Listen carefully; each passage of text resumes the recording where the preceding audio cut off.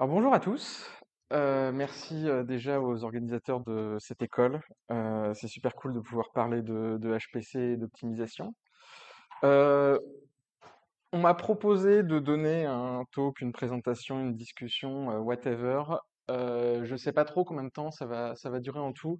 Le slot, il est d'1 heure et demie. Il est fort probable que je parle pendant à peu près 1 heure et puis ensuite on pourra avoir des discussions. Je pense. Enfin, c'est mon souhait, c'est mon espoir. Et aujourd'hui, je vais vous parler d'architecture, parce que quand on développe d'architecture logicielle, parce que quand on développe du logiciel, c'est important pour pas faire n'importe quoi et pour avoir du code maintenable. Alors, et d'architecture, en particulier en C++, donc je vais montrer aussi deux, trois techniques de C++ pour faire du code en C++1 pour faire du code élégant. Mais la base du talk peut s'appliquer à n'importe quel langage. Alors, en la première partie, je vais parler de complexité du code. Et on va revenir à l'une des questions les plus importantes. Pourquoi est-ce qu'on veut plus de puissance de calcul? Pourquoi est-ce qu'on veut toujours plus? Alors, généralement, il y a deux façons de répondre à cette question. Soit on garde la même physique de base, et dans ce cas-là, on veut une meilleure résolution, une meilleure précision du calcul, plus de statistiques sur le phénomène physique qu'on essaye de simuler. Donc ça, c'est la première approche où on va essayer d'avoir plus de la même physique.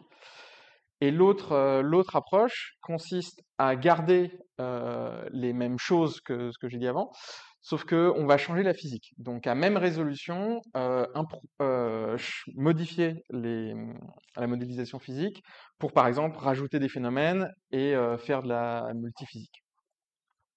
Et généralement, si on veut donc des supercalculateurs de plus en plus puissants, c'est pour faire l'une de ces deux choses. Comme ce qui vous a été présenté hier, il y a deux limitations généralement pour améliorer les calculs. La première, c'est la performance à l'exécution, donc le temps d'exécution, ou généralement c'est très corrélé avec l'énergie totale consommée par le calcul. Et la deuxième limitation, c'est l'utilisation de la mémoire. Et généralement, on essaye d'optimiser l'un, l'autre ou les deux pour essayer de faire le plus possible avec un supercalculateur donné, ou même votre laptop. Mais il y a une autre question, qui est que, en fait, les codes qu'on écrit existent uniquement si des humains peuvent les écrire. Parce que si les codes sont trop complexes, et ben, c'est très compliqué à écrire. Du coup, il n'y a aucun humain qui peut le faire. Et s'il y a aucun humain qui peut le faire, on aura beau avoir les supercalculateurs les plus puissants du monde, on n'aura rien à faire tourner dessus. Et donc ça, c'est lié à quelque chose que j'appelle la complexité structurelle des codes. Structurelle parce que dans toute la suite, je vais parler de structure du code, de quels sont les types qui sont dans le code, quelles sont les classes, les relations entre elles, etc., etc. Et en fait, le problème peut se schématiser par le schéma suivant. Donc on va prendre une application scientifique donnée, codée par des scientifiques ou des développeurs scientifiques, et on va regarder comment est-ce que la complexité théorique de ce qu'on voudrait pouvoir implémenter dans le code croît en fonction du temps. Et en fait, le truc, c'est que comme c'est un problème de composition, en fait, très vite, le nombre de possibilités dans le code, le nombre de possibilités dans le code va croître exponentiellement, alors que ce qui est implémentable par les développeurs suit une loi linéaire. Alors cette croissance exponentielle, elle vient du fait que quand vous avez deux fonctions, deux types, vous avez relativement peu de possibilités de les mélanger ensemble. Mais plus votre code croît, plus vous allez vouloir mélanger des modèles de parallélisme, des modèles physiques, des optimisations, des optimisations pour un matériel spécifique, des géométries différentes. Et en fait, le problème, c'est que dans l'idéal, pour les utilisateurs à la fin, enfin, pour les end users, pour les scientifiques qui vont utiliser ces applications, idéalement, il faudrait pouvoir tout composer avec tout. Et si on veut tout composer avec tout, eh ben, on a une croissance combinatoire de toutes les possibilités, ce qui nous donne la courbe en rouge. Alors au début, généralement, ça se passe bien. On voit pas le truc grandir et tout est sous contrôle. Sauf que il va arriver un moment où quoi qu'on fasse, on va se faire dépasser par la complexité du code.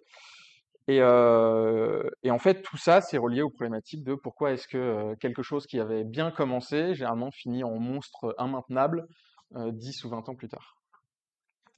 Alors, il y a une première stratégie consisterait à embaucher un nombre exponentiel de scientifiques et de développeurs pour continuer à maintenir. Mais on va considérer qu'on est à ressources limitées et de toute façon, même si on engageait 8 milliards de développeurs, la complexité finirait de toute façon par nous péter à la tête. Alors, il y a un corollaire à ça, c'est que si on considère que ce qu'on veut, c'est la meilleure des applications pour un domaine donné, si la complexité du code croît plus vite que l'amélioration des ressources disponibles, comme le codage, comme le développement du soft sera toujours en retard par rapport aux ressources matérielles, on peut designer notre code comme si la puissance de calcul était infinie, parce qu'on n'arrivera jamais à la rattraper. Et dans la pratique, en fait, alors ça c'est peut-être un peu extrême, mais dans la pratique, ce que ça veut dire, c'est que si vous commencez un code là, maintenant, tout de suite, et que vous pensez qu'il entrera en production au meilleur de sa vie dans 10 ans, en fait, vous pouvez prendre en compte le fait que, vous pouvez essayer de prendre en compte le fait que les ressources disponibles dans 10 ans ne seront pas les mêmes que maintenant. Donc ça, c'est d'un côté. Et de l'autre côté, c'est qu'aussi les optimisations des compilateurs seront différentes. Et on espère seront de mieux en mieux. Actuellement, il y a quand même pas mal de recherches qui est faite pour optimiser les compilos avec des modèles générateurs de langage et ce genre de choses pour optimiser des micro-boucles en assembleur. Les résultats semblent assez prometteurs et je pense que dans 10 ans, on aura de plus en plus de méthodes de ce type.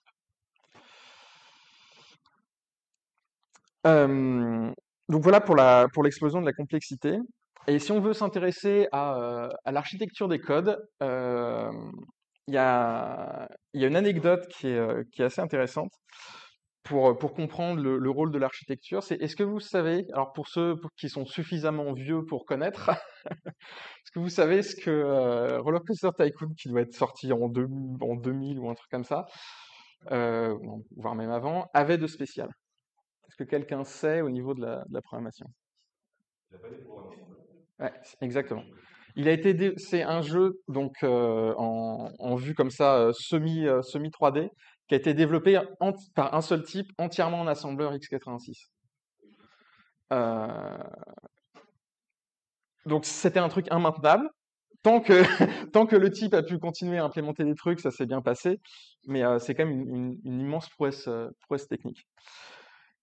Et sauf que ça, pour des applications, alors ça restait un jeu, pour des applications scientifiques où on veut pouvoir mettre de plus en plus de physique dedans, tout implémenter en assembleur pour essayer de pouvoir extraire la meilleure performance possible, c'est quelque chose qui est pas soutenable.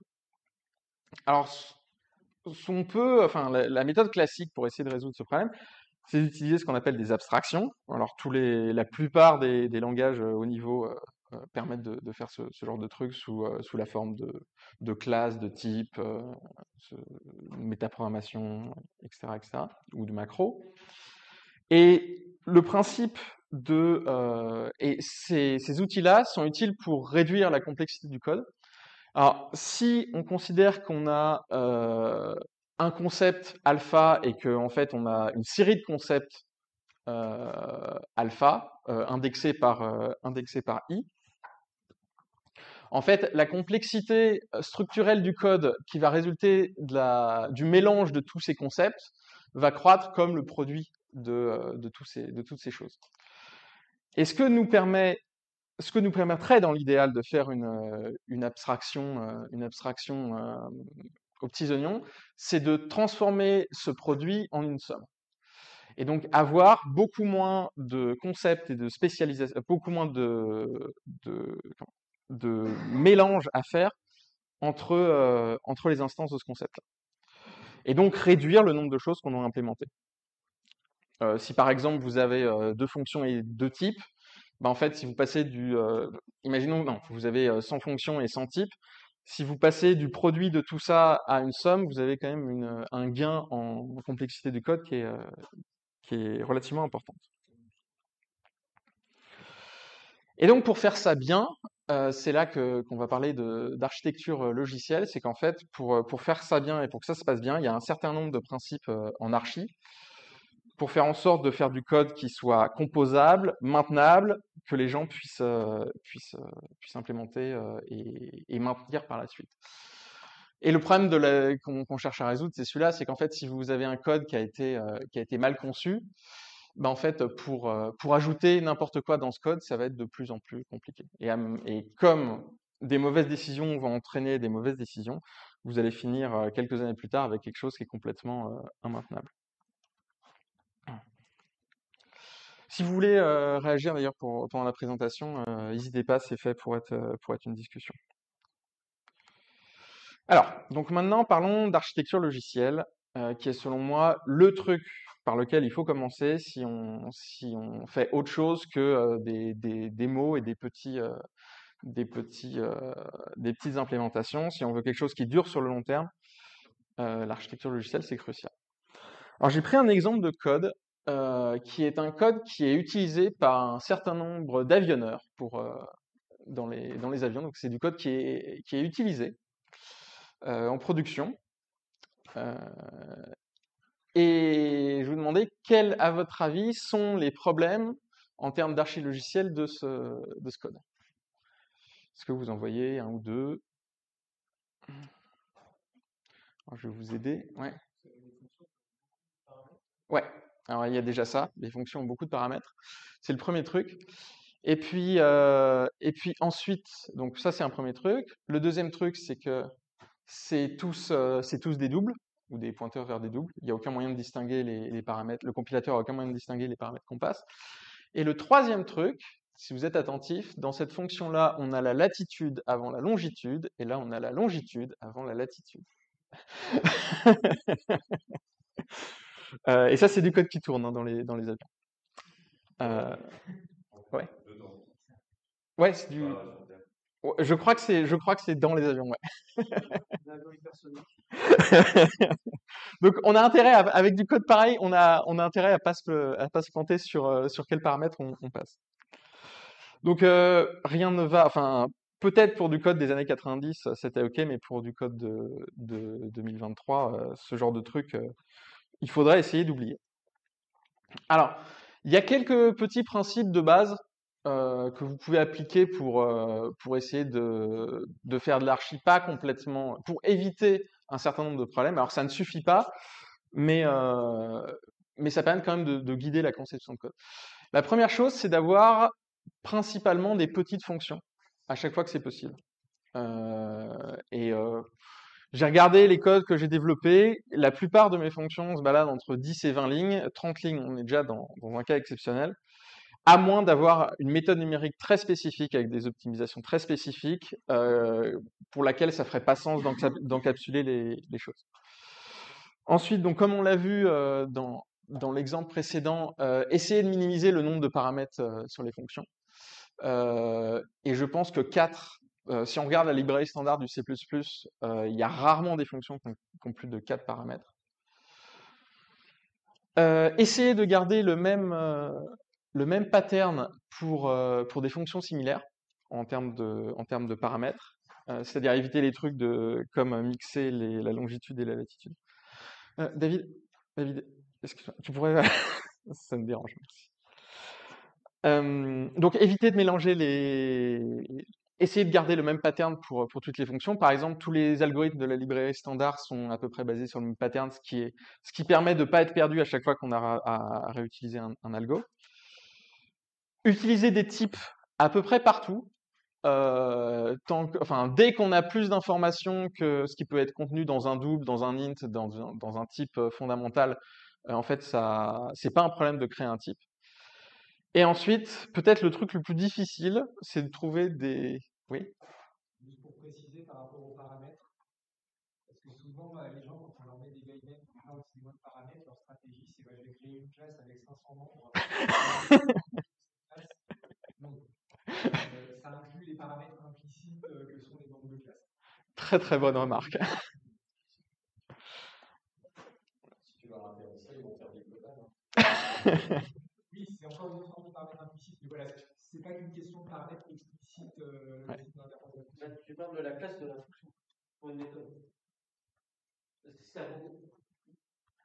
Non, il parlait du fait que si on reprend l'exemple là, en fait, mettre les 8 doubles et les pointeurs sur les doubles dans une classe, ça change dans une seule classe, juste pour faire en sorte que la fonction ait un paramètre, ça change rien au problème. Ah, ok. Oui, mais si tu as une fonction qui a un type pour 100 paramètres, bah voilà, si ton problème il a 100 paramètres, Ouais, exactement. Le truc, c'est que souvent, et c'est là où les scientifiques qui travaillent dans le domaine sont importants, c'est que généralement, c'est rare que tous les paramètres aient exactement le même statut au même niveau. Généralement, ils représentent des concepts différents, ils vivent dans des espaces différents. Et en fait, essayer d'encoder la structure du domaine d'application dans les appels de fonctions, ça peut être généralement, ça se passe mieux. Pour défendre la structure, une grosse différence quand tu remplaces les signes d'argument par une structure, c'est qu'après, tu mets des noms sur tes champs et tu ne cours pas quand tu as des valeurs. Alors que là tu inverses longitude, latitude, etc. Le truc te dit rien et ça rend pas. Mais ça devient quand même, je trouve, sur algorithme code moins difficile parce que c'est peut-être trop de responsabilités différentes. Oui. Ça, après, c'est un point de design. Ouais.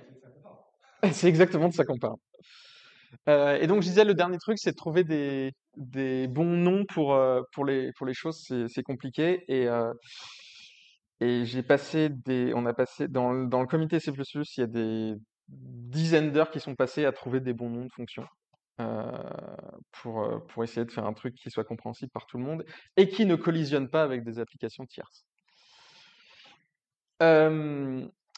Et c'est ça que je disais à l'instant, c'est que dans l'idéal, la façon de faire de l'architecture logicielle maintenable et compréhensible, c'est d'essayer d'encoder la structure, encoder l'information sur le domaine d'application dans la structure même du programme.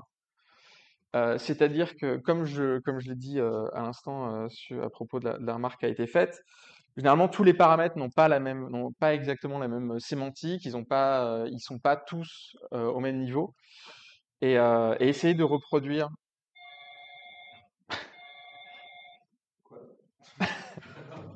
C'est nous, ça. Essayer de reproduire la structure du domaine d'application dans la structure du programme, généralement fait en sorte que ça se passe bien. L'autre truc, c'est que d'une façon très très formelle, si ça peut vous encourager à faire ça, c'est que les programmes peuvent être vus comme des structures mathématiques et que il y a des gens qui font de l'informatique théorique qui essayent de calculer des choses, de faire de la géométrie sur des programmes en s'intéressant à la géométrie et à la topologie des programmes. Décroche. Alors, du montage à faire, ça me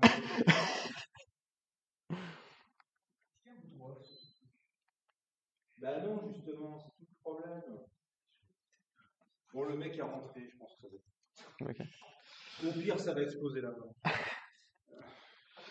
Donc voilà. L'autre truc, c'est que la notion d'archi-logiciel, suivant l'endroit où vous vous trouvez dans la hiérarchie logicielle, en fait, elle n'est pas forcément la même. Parce que quand vous travaillez au niveau de l'assembleur ou au niveau de langage bas niveau, comparé à si vous travaillez sur des langages plus haut niveau, généralement, vous n'avez pas les mêmes problématiques. Et ça, c'est à prendre en compte. Et ce qui est aussi à prendre en compte, c'est que si par exemple vous faites des wrappers Python pour du code qui est écrit en C++, les choix d'archi-logiciel que vous avez fait dans les couches du bas vont influer les choix d'archi-logiciel que vous allez faire dans les couches du haut.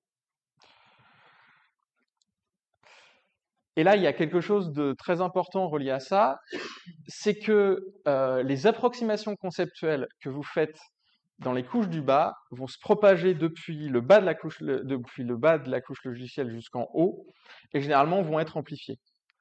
Alors, il y a toujours moyen de masquer les choses après coup, mais si vous faites il y a une importance enfin, les choses qui sont le plus bas dans la couche logicielle sont généralement les choses sur lesquelles il faut travailler le plus en termes d'archi. Quelque chose qui va être haut niveau et qui va reposer sur tout un tas d'archi logicielles bien faites, généralement va causer vachement moins de problèmes. Et notamment de ce point de vue-là, les structures de données sont généralement absolument centrales pour les codes sur lesquels on a l'habitude de travailler, parce que les structures de données sont vraiment au bas de la pile logicielle. Et si vous prenez n'importe quelle grosse bibliothèque qui est utilisée qui propose des structures de données qui sont utilisées, genre les Python Data Frame, tous les choix qui ont été faits de design sur le Python Data Frame, derrière, ça va influer des dizaines de milliers, voire des centaines de milliers de codes, peut-être des millions, j'en sais rien. Et tout ça pour dire, et pareil, dans C++, les choix qui ont été faits sur std Vector ont influé des millions de programmes par la suite. Et donc toute mauvaise décision va être propagée dans les couches supérieures. Par exemple, la spécialisation de vecteurs de booléens. Pour ceux qui ne pour ceux qui ne savent pas, le vecteur, en C++, si vous écrivez un vecteur de boole, l'implémentation est complètement différente du reste des types. Parce que le comité, dans les années 90, qui avait peu d'expérience sur ce genre de truc, s'est dit, mais ça serait super si vecteur de boole, c'était un vecteur de bit à bit. Et donc, à cause de ça, vous pouvez avoir des problèmes de concurrence. C'est-à-dire que en fait, les booléens sont stockés dans des octets, enfin, les booléens sont stockés genre à 8 par octet, ce qui fait que si vous essayez d'écrire deux booléens de vecteurs de boole en même temps, ça va taper dans le même octet, et donc vous allez avoir des problèmes de concurrence. Et si vous essayez d'utiliser les algorithmes de la bibliothèque standard sur un vecteur de boole, généralement ça va mal se passer, vous allez avoir des performances absolument terribles, parce que pour chaque bit, il va extraire le bit, il va faire des choses avec, et il va le remettre dans la structure, ce qui prend un temps absolument faramineux. Alors la question c'est, en plus de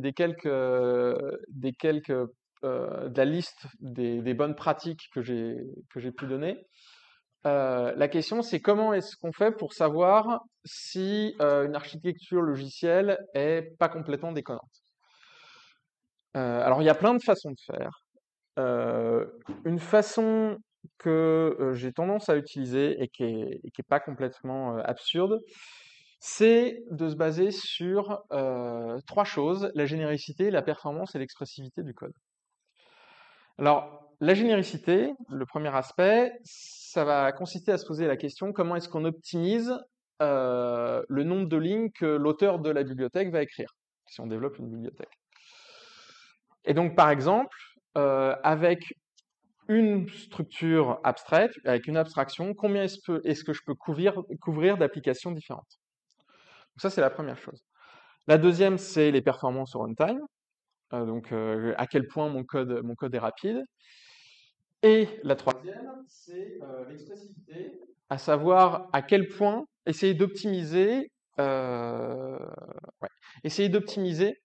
le nombre de lignes de code écrites par les utilisateurs d'une bibliothèque. Et donc ça consiste à se poser la question à quel point il est possible d'exprimer de choses de manière lisible avec une ligne de code. Alors si on regarde comment ça se passe, pourquoi est-ce que c'est une guideline intéressante pour développer des architectures logicielles pas complètement absurdes? C'est que donc vous avez ces trois choses-là. Avoir deux d'entre elles, c'est généralement compliqué, et avoir trois d'entre elles vous assure généralement que vous n'avez pas fait complètement n'importe quoi. Alors, je peux donner des exemples du code, par exemple d'un langage qui est expressif, mais en termes de généricité et de performance qui est pas top.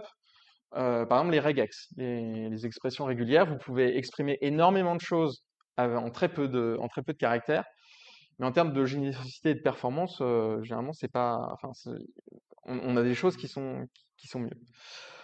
Pour la perf pure, vous avez de l'assembleur. Alors c'est très bien l'assembleur, sauf qu'en termes d'expressivité et en termes de généricité, c'est un peu la cata. Et si vous voulez pas vous retrouver à développer des choses comme Roller Coaster Tycoon, bah, vous avez intérêt à faire autre chose que de l'assembleur. Et en termes de généricité pure, j'aurais plutôt tendance à penser à des choses comme Haskell et des langages très mathématiques qui vont être très abstraits, très génériques. Mais généralement, les performances, enfin, lire un fichier en Haskell ou essayer de faire enfin, lire un fichier haute performance en Haskell, généralement, c'est compliqué. Et en termes d'expressivité, alors ça dépend de ce que vous écrivez, mais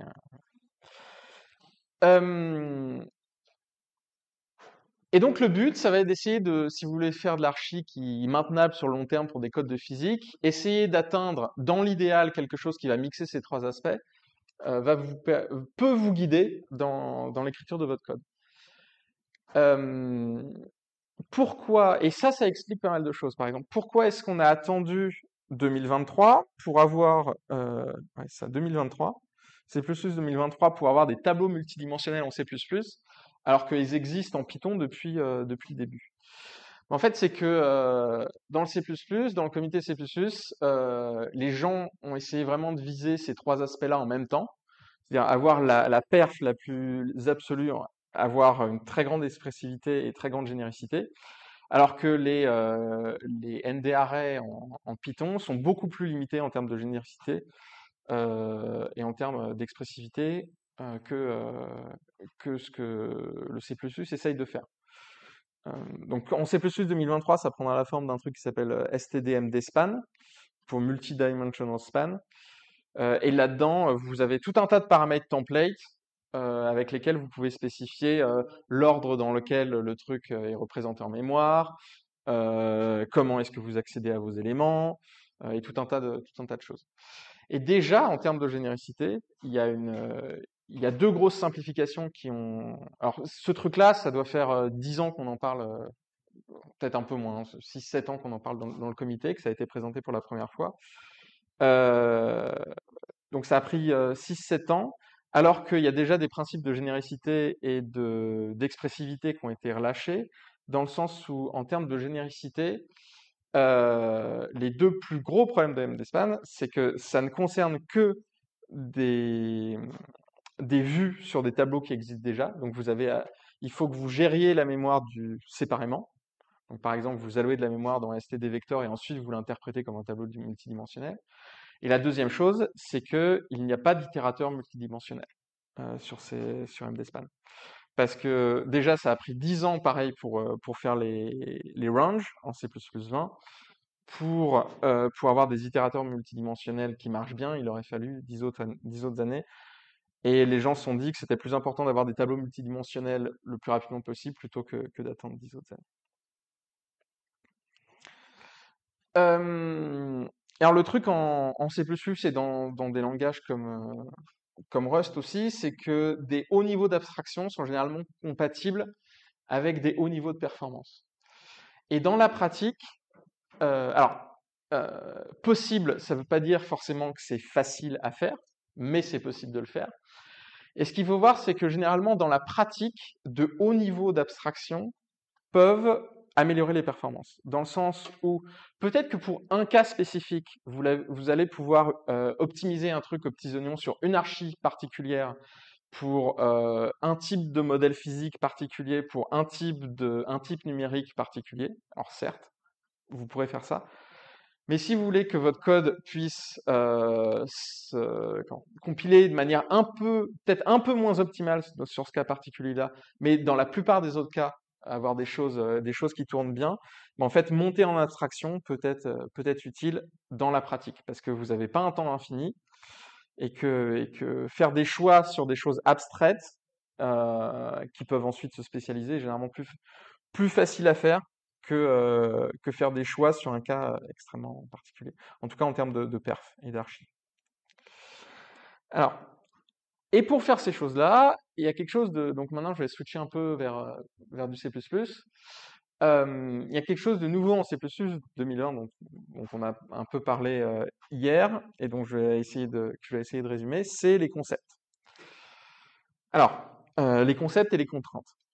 Ce que permettent de faire les concepts, c'est de faire de la programmation générique sous contrainte.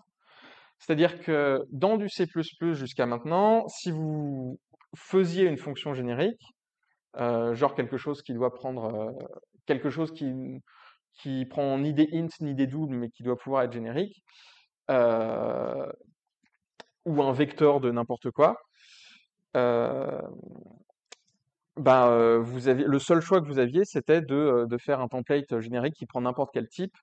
Et ensuite, derrière, vous pouvez utiliser des techniques qui généraient des codes d'erreur dans le compilo absolument ingérables pour faire ça. Notamment du Sunae qui a été présenté hier. Et donc ce truc-là, les concepts et les contraintes vont permettre de formaliser et de spécifier des abstractions en ce qui concerne l'archi logicielle en C++. Il faut le voir comme une sorte de mini-langage dans le langage. Alors un concept, c'est quoi? Un concept, ça va être un nom que vous allez donner à une liste de contraintes, de conditions que doit remplir un type. Et une contrainte, ça peut être trois choses. Soit une séquence d'opérations logiques sur des sous-contraintes, soit des contraintes sur des arguments templates. Oui, et donc ça peut être donc soit ça, soit ça. Oups, excusez-moi. Non, ok. Les contraintes, excusez-moi. Les contraintes, c'est une liste de propriétés que doivent satisfaire les arguments templates, qui peuvent être présentées comme une séquence d'opérations logiques, les opérations et d'opérandes. Et ces opérations logiques sont soit des conjonctions, soit des disjunctions, soit des contraintes qu'on va appeler atomiques. Alors ça se présente sous quelle forme? Imaginons qu'on veuille pouvoir écrire une fonction print qui ne prenne que des types arithmétiques. Okay. Alors la façon, alors on a en C++, alors je sais pas, ça doit être depuis C++ 11 ou 14, on a un type trait qui permet de tester si un type est arithmétique, c'est-à-dire entier, double, etc., etc. Et donc si vous dites que vous avez un concept qui s'appelle arithmétique qui correspond à ce trait, ensuite vous allez pouvoir vérifier que le paramètre template et que ce que va prendre en entrée votre fonction va satisfaire ce concept-là. Alors il y a trois façons de l'écrire, parce que une, ça serait beaucoup trop simple pour le C++, il faut toujours 15 manières de faire les choses. Alors la première, c'est de dire que au lieu d'avoir classe T comme vous écrirez d'habitude, vous allez mettre votre paramètre, vous mettre votre concept ici, et ce qui va se passer, c'est que le compilateur va tester si le type T qui est passé va l'injecter en tant que en tant que premier paramètre template du concept et va checker si ça produit un booléen égal à vrai. Et donc ce truc-là vous permet de dire que cette fonction-là ne va compiler que si vous passez un type arithmétique. La deuxième façon de l'écrire, c'est de dire que vous avez un type générique comme d'habitude, mais que vous spécifiez que ce type arithmétique, que ce type-là générique, il a besoin de vérifier ce truc-là, ce concept. Et là, ça va donner exactement le même résultat que dans le premier cas. Et la troisième, si vous voulez pas écrire, si votre fonction est relativement simple et que vous voulez pas avoir à écrire un template, vous pouvez écrire arithmétique auto de x, et ça va faire exactement la même chose. Alors, si on prend un autre exemple, imaginons qu'on veuille manipuler du code où on a besoin qu'un des types, on puisse l'additionner. Ouais.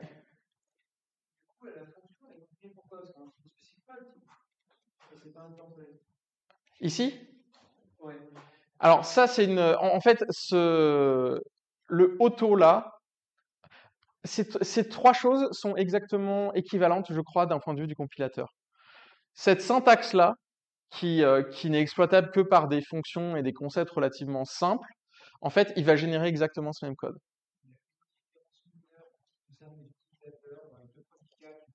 squatter dans le troisième cas, tu peux pas.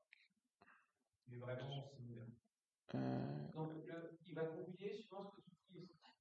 C'est un template caché. Ouais, c'est un template caché. Il va intéresser quoi comme type et vérifier si ça passe avec une Et intérêt. Tu disais, c'est quoi le problème dans le troisième cas? Dans le troisième cas, tu ne peux pas dire c'est quoi le type. Tu pourrais faire un deux. C'est mineur, la plupart du temps, ça n'a pas d'importance. Tu peux faire un decal type à l'intérieur. Bah, toi, avant de print V3, est-ce que tu peux lui dire tu veux appeler la version print V3 avec le petit comparateur? Ah oui, non, d'accord, oui, non, effectivement. Ok, je vois ce que tu veux dire. Mais ça veut dire que tu peux avoir T différents et dans le template et aussi dans la. Et ça veut aussi dire que tu ne peux pas nommer le type T à l'intérieur de l'implémentation. Mais ça, comme tu dis, avec les tags, c'est. Ouais. Et tu peux pas forcer la compilation pour un type de. Avec les deux premiers, tu peux, avec le troisième, tu ne peux pas, parce que ça pas la syntaxe. Qu'est-ce que tu veux dire par forcer la compilation pour un type de. Ouais. Il y a la fonction print V3 ouais. pour les flottes sur la liste. Ouais. Dans la librairie, je ne l'appelle pas. Ok. Et je veux par contre qu'elle soit incluse dans la librairie. Ah oui, d'accord. Je vois ce que tu veux dire. Ouais. Tu peux forcer l'instanciation. Ouais. Ouais. Ok. Effectivement, ouais. Ouais. Ok. Est-ce que c'est bon pour tout le monde? Ok. On passe à la suite. Donc, imaginons que cette fois, on veut un type qui soit un peu plus soit différent d'arithmétique. On veut juste que, parce qu'on a besoin dans notre fonction, on veut juste, donc imaginons que notre fonction soit juste une addition sur x et y. On veut qu'on puisse additionner le type qu'on va passer. Alors là, pareil, il y a encore plusieurs syntaxes disponibles. Alors la première est celle-là. Donc c'est pour remplacer ce que j'avais mis. Voilà. C'est ici, j'étais forcé d'appeler un type trait qui avait été défini par ailleurs. Là, imaginons que j'ai pas de type trait et que je veuille écrire mon concept quand même. Alors la première façon de faire, c'est de faire donc dans tous les cas, il va y avoir une clause requires. Dans le premier cas, on va faire un declval de t et vérifier que ces deux trucs sont additionnables. Et ce que ça va faire, c'est que ce truc-là, cette expression requires, va être vraie uniquement si ce truc compile. Alors ça, c'est pour ceux qui faisaient du enable if, ce genre de syntaxe, vous êtes habitués à le faire. Le problème, c'est que c'est pas du tout pratique à manipuler. Et donc, il y a une autre syntaxe qui a été proposée et qui a été fournie en C++.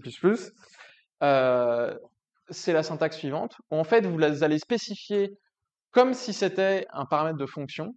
Vous allez nommer votre instantiation de t. Et donc, au lieu d'utiliser votre declval, vous allez juste pouvoir taper x plus x. Et là, pareil, ce truc-là retournera vrai uniquement si l'expression à l'intérieur compile. Si vous voulez le faire sur deux arguments, dans ce cas-là, ça marche aussi. Pareil, c'est exactement la même syntaxe que pour les fonctions. Et toutes les clauses qui sont à l'intérieur des accolades seront testées. C'est-à-dire que si vous mettiez x plus y, point virgule, x fois y, ça testerait à la fois si l'opérateur d'addition et l'opérateur de multiplication sont inclus. Et d'ailleurs, alors et on peut composer ensuite les concepts. Par exemple, si on veut quelque chose qui soit à la fois, qui puisse être additionné et puisse être multiplié, bah, on dit que dans un premier temps, il faut que ça vérifie le concept addable. Donc là, ça va appeler l'un des deux. C'est pas possible de mettre les deux, hein, vous avez à choisir l'un ou l'autre. Et aussi que ça requires qu'il y ait l'opérateur de multiplication. Et ensuite, la dernière syntaxe qui est difficilement lisible, qui est une composition de deux choses, qui est la composition de ce truc-là, où en fait requires et derrière vous mettez une contrainte. En fait, vous pouvez mettre requires d'un requires, qui est en fait la copie de ce truc-là. Et donc ce truc-là va renvoyer true uniquement si ça compile.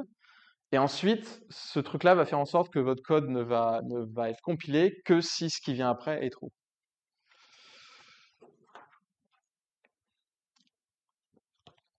Alors, je vais montrer un... Voilà.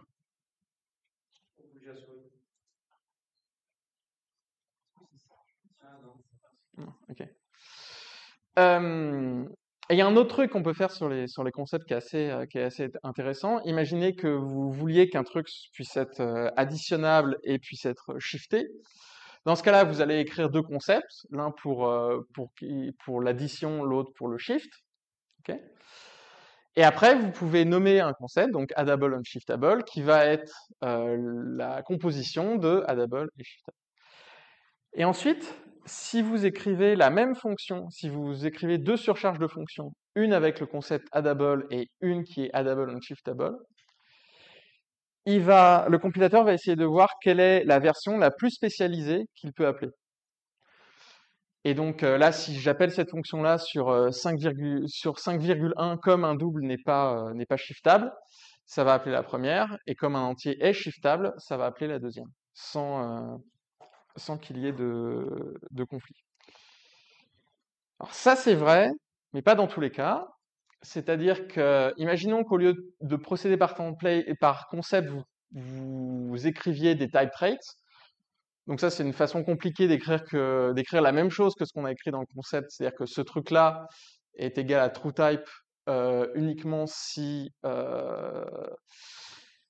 l'addition est disponible. Ce truc-là est égal à TrueType uniquement si un shift est disponible. Et donc avec ces deux trucs-là, on essaye de faire pareil qu'avant.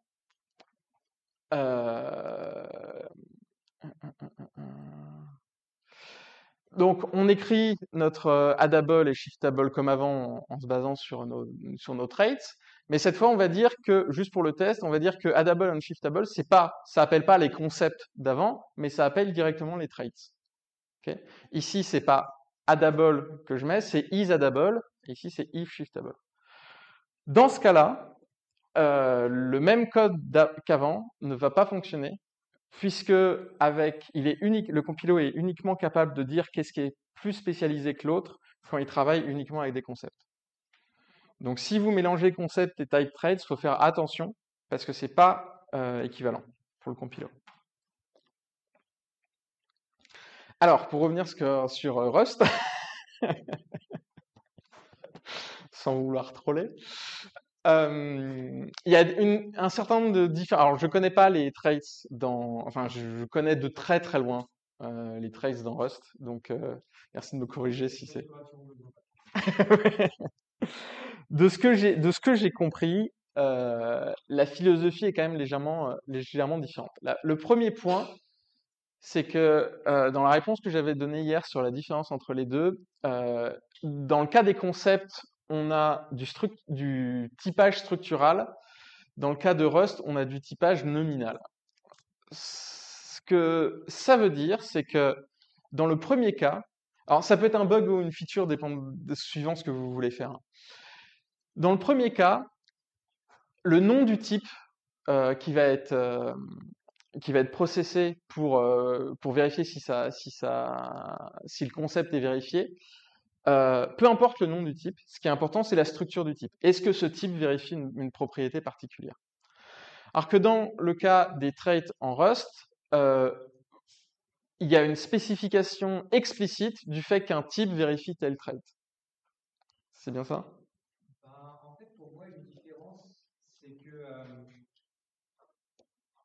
du fait des typage structural, ça veut dire qu'un type peut implémenter un concept par accident. Ouais. Donc, tu peux avoir un truc qui s'attendait à voir passer un type arithmétique et qui en fait va se prendre une liste des strings qui s'avère avoir un opérateur plus, même si ça n'a rien à voir avec l'arithmétique. Tout à fait. L'intérêt, à l'inverse, de la formule C++, que tu as dit hier, c'est que si jamais il y a une relative convention préexistante dans une bibliothèque, si les gens ont réussi à se mettre d'accord sur le sens de certains opérateurs, etc., dans ce cas-là, tu peux dire, autant se baser sur cette convention, l'exposer via un concept, et ça fait marcher automatiquement toute bibliothèque existante. Je suis d'accord avec toi que ça a plus de sens dans le cas d'un langage qui doit l'introduire après. Ouais. L'intérêt des traits, comme si tu crées un langage de zéro, c'est que ça fait que tu ne peux pas implémenter un truc par accident. La question que je me posais vis-à-vis de Rust, c'est étant donné que j'imagine que dans des bibliothèques tierce, les gens créent leur propre trait. Dans ce cas-là, j'imagine que c'est difficilement interopérable ou ça l'est? Alors, c'est quelque chose d'un peu difficile à gérer parce qu'en fait, tu as ce qu'on appelle le problème de la cohérence. En gros, qu'est-ce que ça veut dire? Mettons qu'on a un trait qui rencontre une certaine opération, par exemple afficher un type à l'écran. On a une bibliothèque qui a décidé d'implémenter d'une certaine façon, et une autre bibliothèque qui décide de l'implémenter d'une autre façon, et on décide d'utiliser ces deux ensemble. Là, on a un problème qui est un peu analogue à celui qui s'appelle la One Definition Rule. Ok. Pour éviter ça, Rust fixe une règle arbitraire qui est qu'un trait ne peut être implémenté que par soit l'auteur du type, soit l'auteur du trait. Ok, d'accord.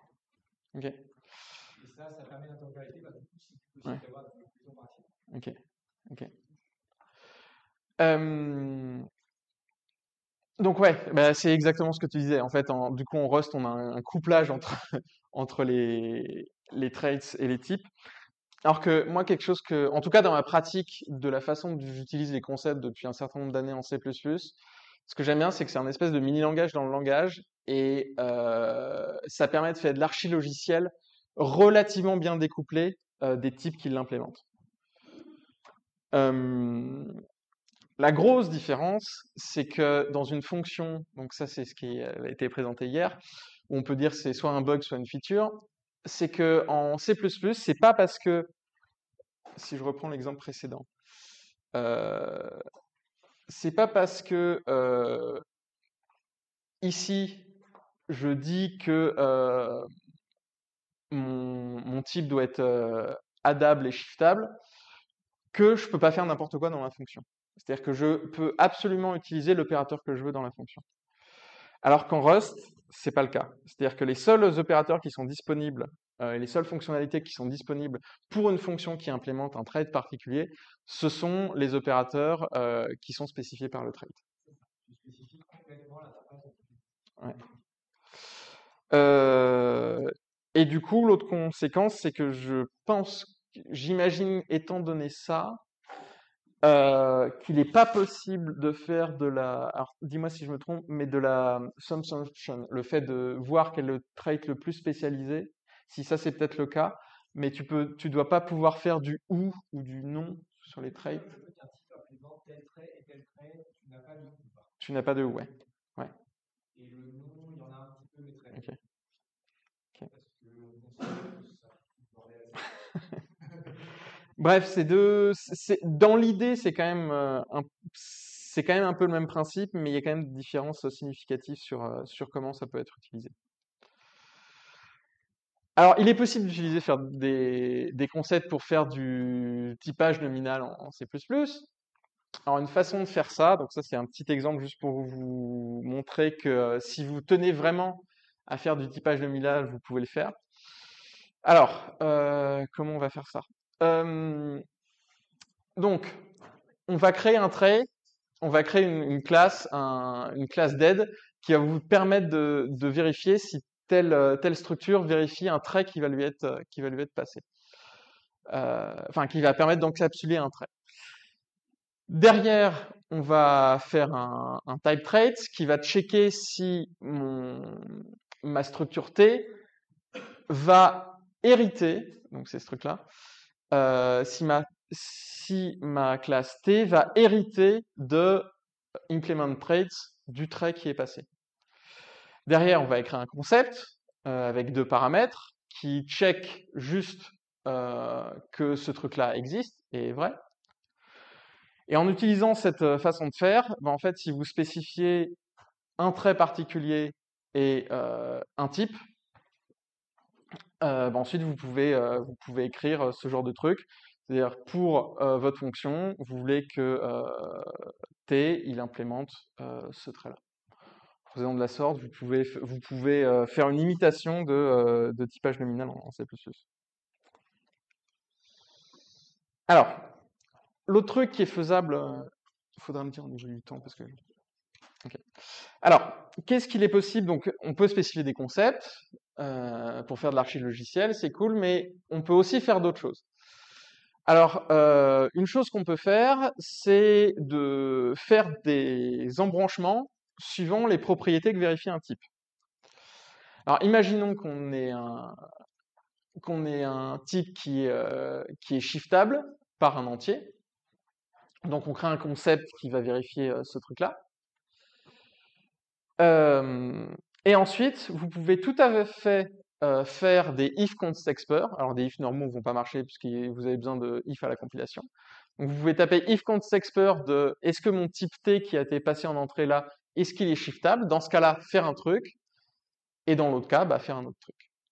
Et ce truc-là va compiler. Donc, quand vous avez à faire du code qui va dépendre de la plateforme ou des propriétés du type, ça peut être relativement intéressant et vachement plus lisible de procéder comme ça.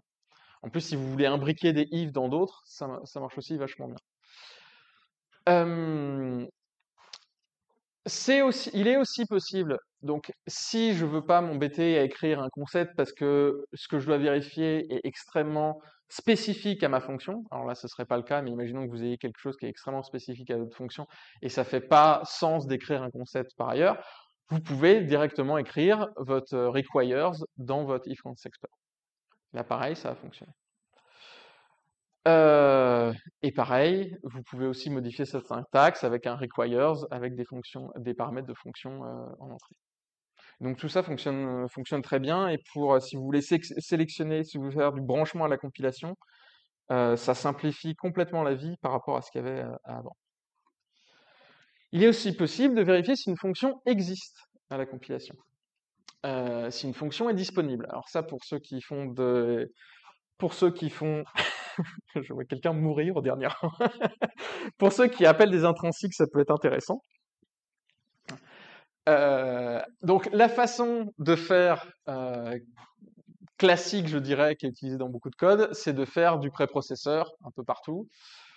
Personnellement, je déteste le préprocesseur parce que ce n'est pas typé et du coup, vous avez aucun moyen de dire, vous pouvez pas manipuler la ST qui est liée à ça à la compile. Alors, il y a une façon de faire ça en termes de métaprogrammation, déjà. Alors, je vais pas reviewer le code, mais sachez que c'était possible de le faire avant C++ 2020.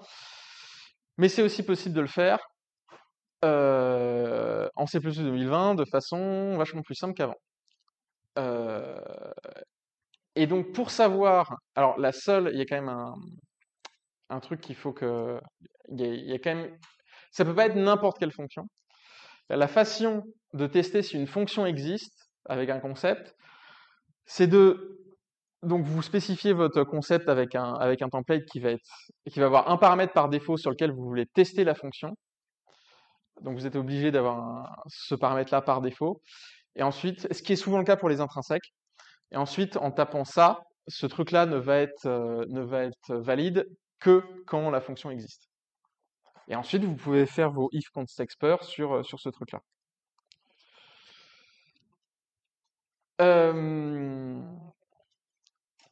Du coup,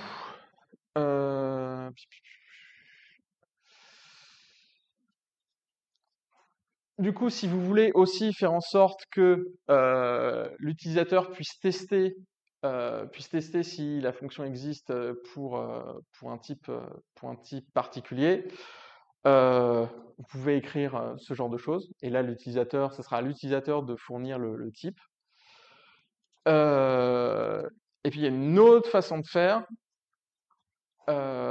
qui est la suivante, où ça permet de tester que la fonction existe, sans s'embêter à devoir spécifier un paramètre par défaut.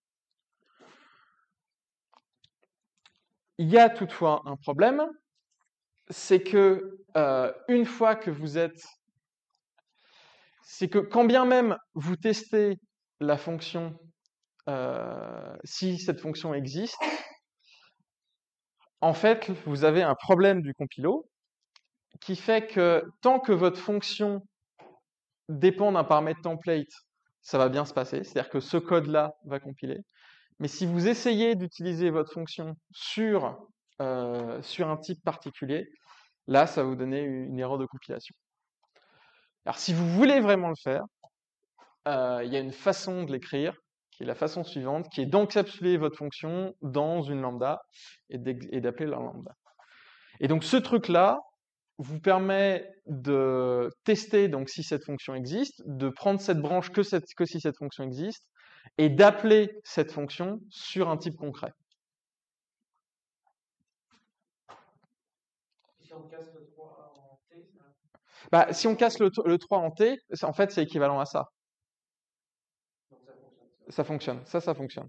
Ce qui fonctionne pas, c'est que, alors je sais pas exactement ce qui se passe dans le compilo, et pour une raison que j'ignore, si on teste la fonction sur un paramètre générique ici, dans le corps de la fonction, on n'a pas le droit de l'appeler sur un type concret parce que je pense que le compilateur va essayer de compiler cette ligne vu que c'est spécifié entièrement sans dépendre du contexte et du coup il va se rendre compte que ce truc-là est pas dispo si la fonction.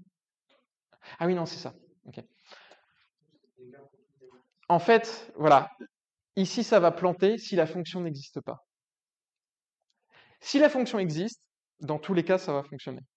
Si par contre la fonction n'existe pas, comme cette branche-là, en fait, ne dépend pas du paramètre template extérieur, il va essayer de compiler ça, même s'il est dans ce cas-là. Et du coup, ça va planter. Et la façon donc de faire ça, c'est d'encapsuler le truc dans une lambda.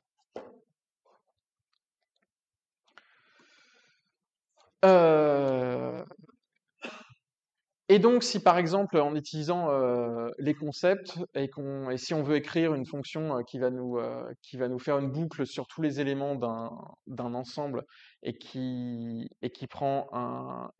va vérifier que en entrée on a bien une séquence d'éléments, ben on peut écrire ça de cette façon où cette fonction va donc il faut déjà que le type R, oui, on peut combiner aussi les trucs, à savoir que de base il faut que le type R qu'on va passer en entrée, ça soit un range, donc une séquence d'éléments.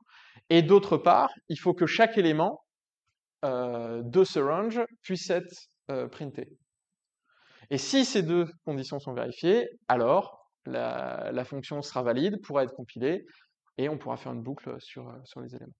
Et si l'utilisateur essaye d'utiliser cette fonction-là sur quelque chose qui n'est pas un range avec ces éléments qui sont capables d'être affichés, alors il y aura une erreur de compilation qui lui dira que à cet endroit-là, ça ne compile pas. Erreur de compilation vachement. Alors, je ne sais pas si je dirais que c'est complètement lisible, mais c'est vachement plus lisible que les méthodes qui existaient avant C++ 2020. Alors, si je résume, faire de l'architecture avec des concepts, ça permet de résoudre un certain nombre d'approches qui existaient déjà avant, mais qui étaient basées sur de la métaprogrammation hyper difficile à lire.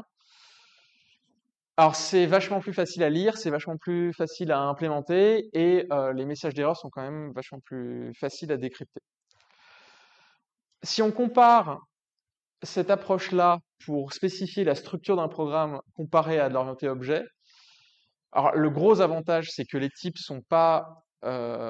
entrent pas dans une hiérarchie qui est fixée a priori. C'est-à-dire que c'est plutôt une pensée en graphe qu'en arbre, si on voit ça de façon très abstraite. Contrairement à la programmation orientée par objet, où vous allez d'abord définir votre hiérarchie de type, là, vous écrivez d'abord les types et ensuite, vous pouvez définir des concepts sur ces types. Et ici, tout est purement compile time, donc il n'y a aucune conséquence au runtime.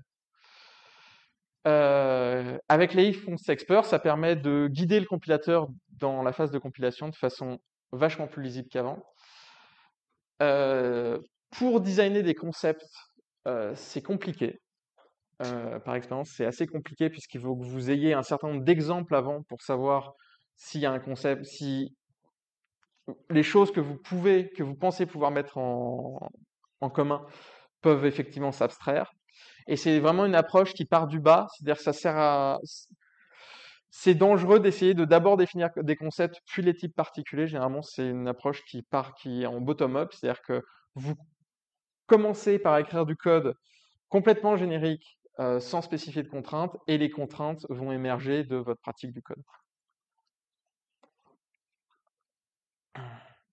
Et d'ailleurs, en Rust, j'imagine que c'est une approche qui est différente parce que vu qu'il faut que tu spécifies que ton type vérifie telle contrainte, Verify tel trait, c'est plus une approche top-down, j'imagine. Pas trop te dire parce que j'ai une approche assez différente de celle que tu décris dans Ok. la description. En général, je pense par commencer avec le problème concret Ouais, et après le généraliser quand j'en ai besoin d'accord. et faire plusieurs phases de refactoring à chaque fois quand je généralise. Ok. Et donc quand tu fais ça avec les traits, en fait, ce que tu fais, tu commences par règle concret. Ah, Et ok. tu vas plus tard faire les D'accord. et donc tu vas apporter en disant quand tu fais tel trait avec D'accord, ok.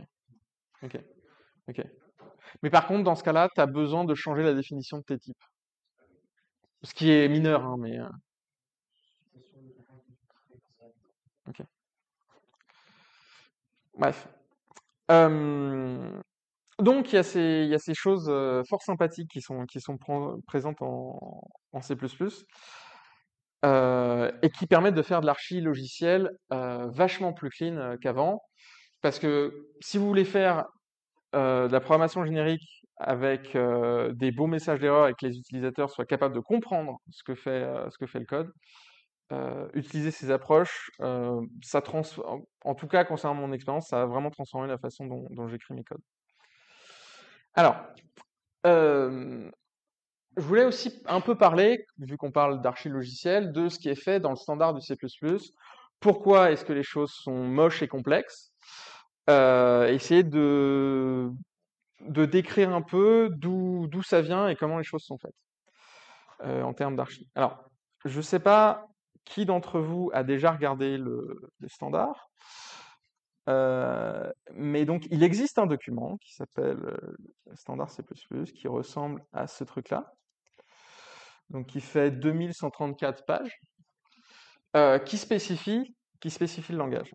Et donc si je vais regarder par exemple, allons voir les tuples, hop. Donc vous avez une spécification très formelle de ce qu'est un tuple, avec les définitions, les déclarations de toutes les choses qui sont reliées au tuple. Et avec ensuite exactement ce que fait, donc ça c'est le C++, et derrière vous avez hop, donc toutes les fonctions qui sont spécifiées, et derrière pour chaque fonction, vous avez une description exactement de ce que doit faire la fonction, de quand est-ce que la fonction est compilable, et de ce qui se passe s'il y a une erreur, etc., etc. Pour chaque type de la bibliothèque standard. Donc il y a toute la partie bibliothèque, mais il y a aussi la partie, si on cherche les concepts là-dedans, on les a forcément quelque part. Hop, module, classe, template, hop, concept. Donc ce truc-là, alors ça c'est le draft qui est disponible gratuitement, sinon après il faut aller sur l'ISO si vous voulez le document officiel. La seule différence c'est que le document officiel, il y a un tampon, mais à part ça, ça change rien sur le contenu. Et vous le payez 200 euros, ou un truc comme ça. Alors que ça c'est gratuit. Donc si on regarde la spécification des concepts, bah, vous allez avoir une spécification formelle exactement de ce que ça fait, de tous les cas, les sous-cas, les machins. Et le truc est complètement illisible.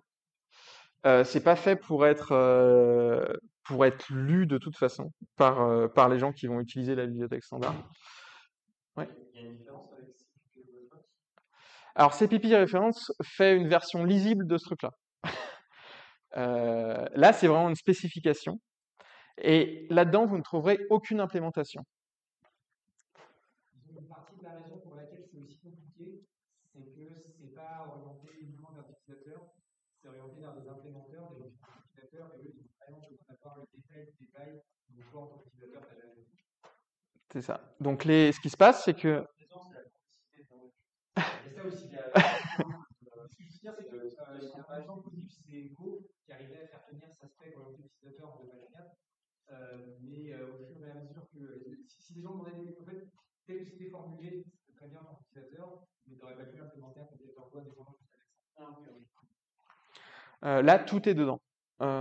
Tout est dedans.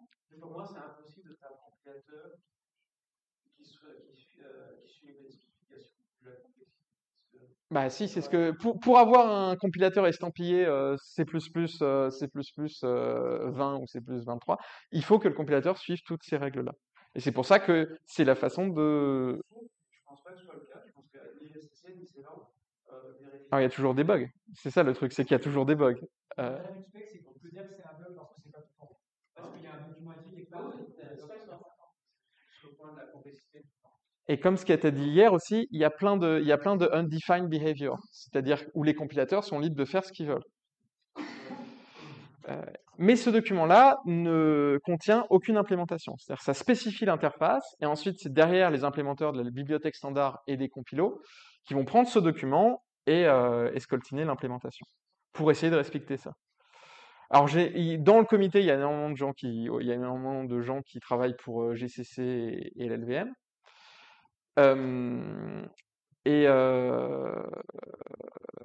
Et du coup, quand il y a des gros changements de langage qui sont prévus, il y a d'abord les gens des compilateurs qui testent bien que ça marche avant qu'on écrive la spec. De façon générale, avant de standardiser quelque chose, il faut que ça soit du code qui soit déjà en production quelque part, soit que ce soit testé et retesté avant de standardiser quoi que ce soit. Même s'il s'agit que d'une spécification et pas d'une implémentation. Ah, zut. Ça, c'est fort fâcheux. 2 secondes. Hop.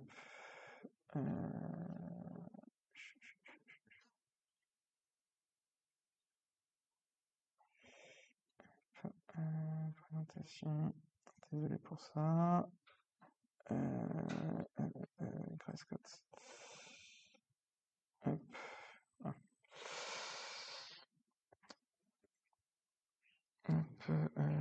Présenter en diapo. Alors, comment est-ce qu'on arrive à ce document-là? Donc, il existe une organisation qui est le comité du standard, le comité du standard, qui doit regrouper au niveau mondial entre, on va dire, 200 et 300 personnes. Alors, ça fonctionne par cooptation, et il y a une partie officieuse et une partie officielle. C'est-à-dire que comme ça dépend de l'ISO qui dépend elle-même, qui a été créée à la base par l'ONU, avant qu'un standard soit approuvé au niveau mondial, il faut qu'il y ait les représentants des pays qui votent pour que ce standard soit adopté. C'est-à-dire qu'il y a un vote à la fin, tous les 3 ans, parce que le standard C++ essaye de produire quelque chose tous les 3 ans. Il y a un vote sur est-ce que les pays qui sont représentés dans ce comité sont d'accord avec le document qui est produit. Et avant d'en arriver là, il y a plein de votes informels où en fait tout le monde qui est dans la salle peut voter. Donc il y a plein de choix techniques qui ont besoin d'être faits. Et la façon dont ça fonctionne, c'est qu'en fait il y a donc tout ça dépend de l'ISO. Il y a une partie qui s'occupe de langage, il y a une partie qui s'occupe de la bibliothèque standard. Donc il y a des gens qui sont chargés de proposer des nouvelles choses, et derrière il y a des gens qui vont checker tous les virgules et les points-virgules du texte mot par mot pour vérifier que ça veut dire quelque chose et que les compilateurs vont pouvoir s'en sortir. Et derrière, il y a tout un tas de groupes d'études sur des sujets particuliers. Donc par exemple, il y en a un sur tout ce que sont les aspects numériques. Par exemple, là-dessus, dans ce groupe-là, vous trouvez des experts de IEEE 754 qui travaillent là-dessus depuis 20 ans et qui vous sortent des trucs qui ont un savoir, on va dire, très étendu sur des choses que personne n'est censé utiliser. Donc ces trucs-là, c'est toujours relativement intéressant. Et donc, le comité a 3 réunions par an dans lesquelles sont discutées toutes les propositions. Et les propositions sont ouvertes, c'est-à-dire que tout le monde peut présenter quelque chose qui pourrait être inclus dans le langage. C'est juste qu'ensuite, pour standardiser quelque chose, généralement, c'est 4 à 6 ans de travail suivant la complexité de la chose. Pour les concepts, le créateur du langage dira qu'il avait eu l'idée dans les années 90. Il y a eu un vote très serré en 2011 qui n'a pas inclus la version d'alors, avec plein de gens qui sont sortis de la salle parce que voilà, ils avaient passé plus d'une dizaine d'années de leur vie à travailler dessus. Et finalement, tout ça pour finir avec les concepts de C++20 qui, à mon avis, sont quand même vachement mieux que ce qui avait été proposé en 2011. Donc il y a quand même un intérêt.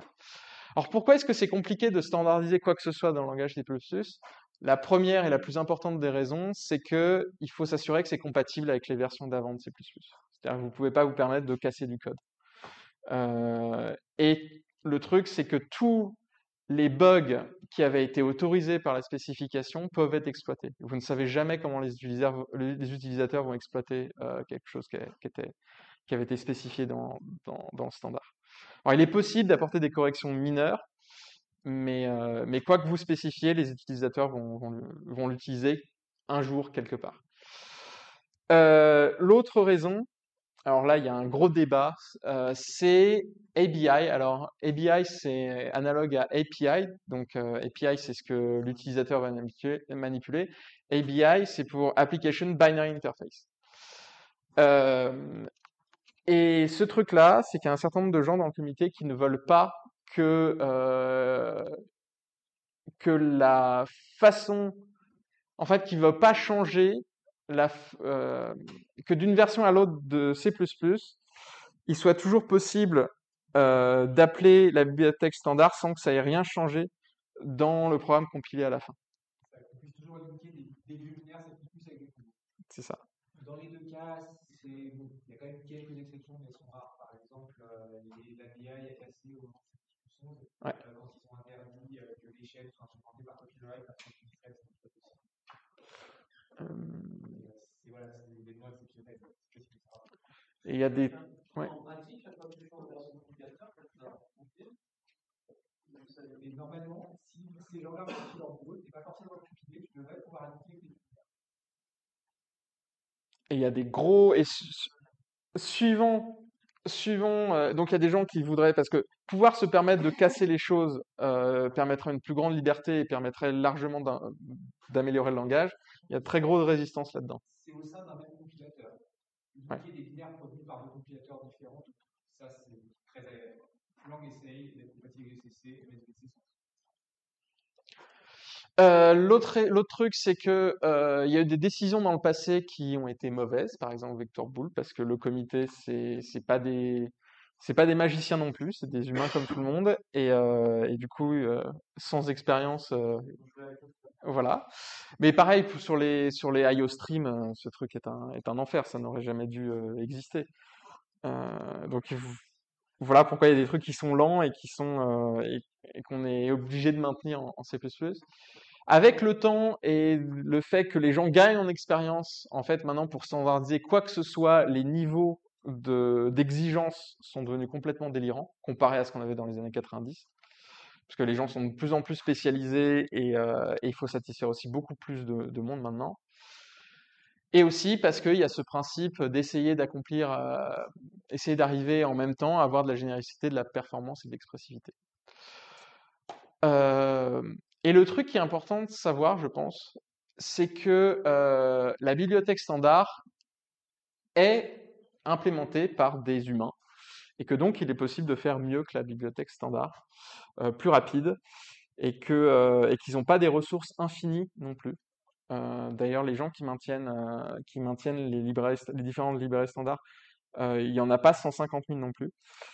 Et donc, faut jamais hésiter, si vous avez quelque chose duquel votre code dépend et que vous avez besoin d'optimisation particulière, faut pas hésiter à réimplémenter une partie des choses si vous pensez que c'est critique pour vous.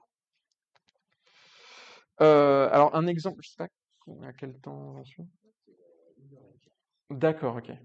Encore 15 minutes. Mais je vais peut-être passer rapidement ça parce que.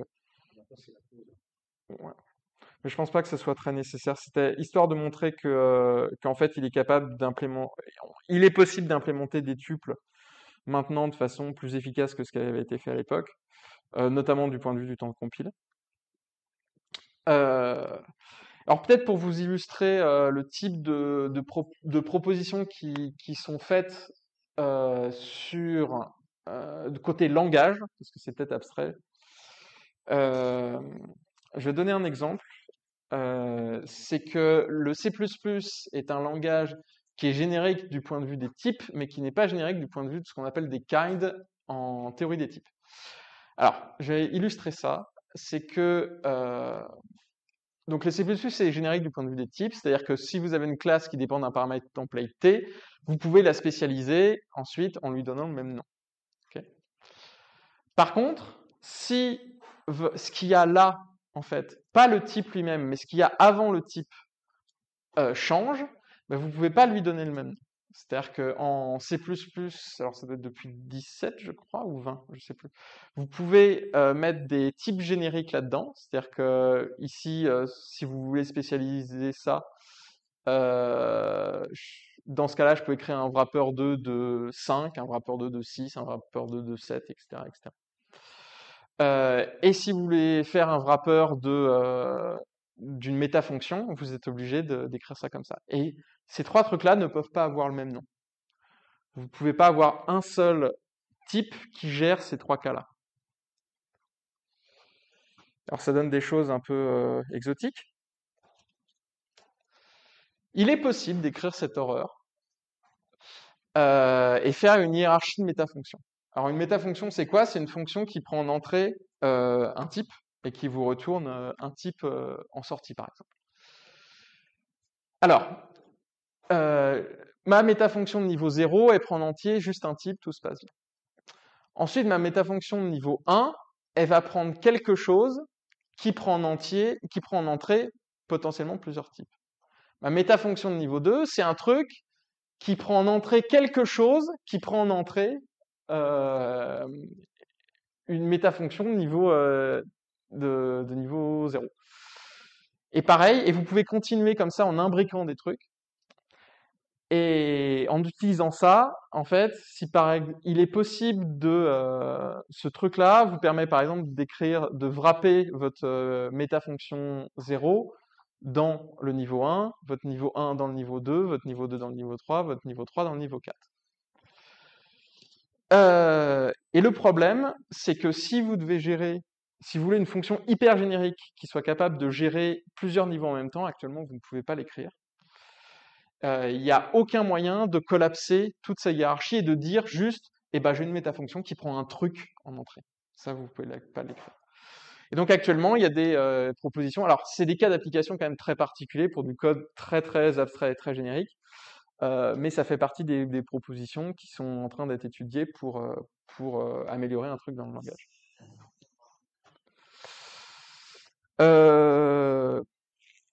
Un autre truc peut-être pour finir, pour vous montrer quelque chose de marrant qui peut être fait avec du C++ 20. On peut écrire des équations symboliques en C++ 20. Et c'est pas la base du truc est pas monstrueusement compliquée. Et donc en termes d'archi-logiciel pour définition, ça peut être intéressant. Alors la base est pas forcément monstrueusement complexe à comprendre. Par contre ensuite manipuler ça pour les personnes qui implémentent la bibliothèque, ça c'est pas méga trivial. Alors, la première chose qu'on va créer, c'est donc on va avoir des symboles, genre X, Y, Z, et ensuite on va vouloir qu'à un certain moment du programme, on puisse dire, mon X il est égal à 5, mon Y il est égal à 12 et mon Z est égal à 38. La première chose dont on va avoir besoin, c'est que tous nos symboles vont devoir avoir un identifiant. Okay. Alors on va créer cette classe qui a juste un membre avec une lambda dedans. Et la deuxième chose, c'est on va créer une classe qui va représenter un symbole. Donc le type d'un symbole, X, Y, Z, machin. Et l'astuce, c'est qu'on va dire que ce symbole-là a un identifieur, donc ce truc-là, qui va être une lambda, spécialisée par défaut dans le type. Et si on fait ce truc-là, donc ça c'est juste, je vous remontre ce qu'il y avait sur le slide précédent. Si on fait ce truc-là et qu'on tape symbole X, symbole Y, si on compare les deux types de X et Y, les types vont être différents. Donc avec la même syntaxe, vous avez créé deux symboles différents. En très peu de lignes de code, puisqu'il suffit de faire ça. Alors c'est très très cool parce que une fois que vous avez ça, bah, vous avez, comme les trucs sont tagués différemment, vous pouvez récupérer l'arbre syntaxique et faire des manipulations dessus. Alors pour faire des manipulations dessus, faut idéalement que vous ayez un ordre sur vos types. Le problème c'est qu'en C++ on peut pas hacher les types. Alors une façon de faire ça, c'est de dire que donc là j'ai une lambda dans mon identifieur dans mon ID de symbole. Je vais dire que je vais calculer l'adresse de ce truc-là. Donc l'adresse va être différente pour chaque type que j'aurai en entrée. Ensuite, je vais utiliser compare three-way qui va me permettre de comparer ces adresses-là avec un ordering total sur les pointeurs. Et si j'utilise ce truc-là, ça me permet de dire que l'ID de X est plus petit que l'ID de Y. L'avantage de ce truc-là, c'est que maintenant, je peux, si j'ai une expression avec plein de types dedans, je peux les ordonner de façon unique. Et alors, à partir de ça, on peut créer un concept qui est juste de tester si une variable est symbolique ou pas. On peut créer des structures qui vont nous permettre de capturer les opérateurs qu'on utilise sur ces variables symboliques. Alors, je vais vous passer les détails, mais l'important, c'est qu'à la fin, on peut avoir une structure d'expression symbolique qui va capturer à la fois les symboles de l'opération et les variables, enfin et les variables symboliques. Et à la fin, en utilisant ça, vous pouvez taper symbole X, Y et Z et écrire F est égal à X plus Y plus Z. Et là, à cet endroit-là, F, il récupère tout l'arbre syntaxique. Et donc, si vous utilisez ça, vous pouvez ensuite utiliser l'arbre syntaxique pour faire des choses un peu plus complexes. Et donc, par exemple, créer une fonction symbolique ici, qui est égale à A plus B fois C plus D, et dire, eh ben maintenant que j'ai cette fonction symbolique, je veux voir à quoi elle est égale dans le cas où A égale 5, B égale 13, C égale 50 et D égale 12. Pareil, si vos A, B, C, au lieu d'être des réels, c'est des matrices, vous pouvez faire la même chose et dire, au moment où vous allez faire le calcul, bah, en fait, cette matrice-là, les données, elles viennent d'un MD-span quelque part dans le code. Et là, c'est des exemples très simples, mais en fait, à partir du moment où vous avez la ST, vous pouvez faire toutes sortes de choses. Vous pouvez faire de la simplification d'équations, vous pouvez résoudre des équations, vous pouvez exprimer le parallélisme que vous voulez pour résoudre votre expression. Vous pouvez réimplémenter un optimisateur pour vos expressions. En fait, vous pouvez faire du Maple dans du C++, ou du Matica, ou whatever. Et alors, dans ce cas-là, la leçon qui est importante en termes d'archi-logiciel, c'est que ça peut être intéressant de se poser la question avant de commencer quoi que ce soit, qu'est-ce qu'on voudrait que les utilisateurs puissent écrire? Et de partir de là et de reverse engineer la chose pour faire en sorte que les utilisateurs de votre bibliothèque puissent être capables d'écrire ces trucs-là. Alors un autre exemple qu'il est possible de faire, alors qui n'est pas inclus du tout dans le langage, mais pour simplifier la façon d'écrire des tableaux multidimensionnels, vous pouvez tout à fait créer un mini-langage qui permettra de compiler une expression telle que celle-là, qui vous dira que en fait, votre tableau multidimensionnel, sa première dimension, elle est fixe, elle est égale à 4, la deuxième, elle est dynamique, la troisième est égale à 3, et la quatrième, elle est égale à 5. Et ce qui permet d'écrire les choses de façon vachement condensée. Ce qui m'amène à ma conclusion qui est très simple, l'architecture, c'est important. Essayez d'y penser avant d'écrire des codes compliqués, et ça simplifiera la vie de tout le monde après. Merci.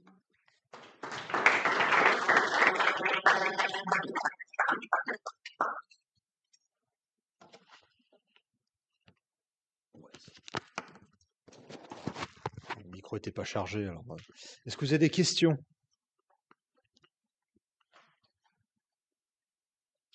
J'ai assommé tout le monde. Ah, non, si, il faut juste que j'aille de l'autre côté.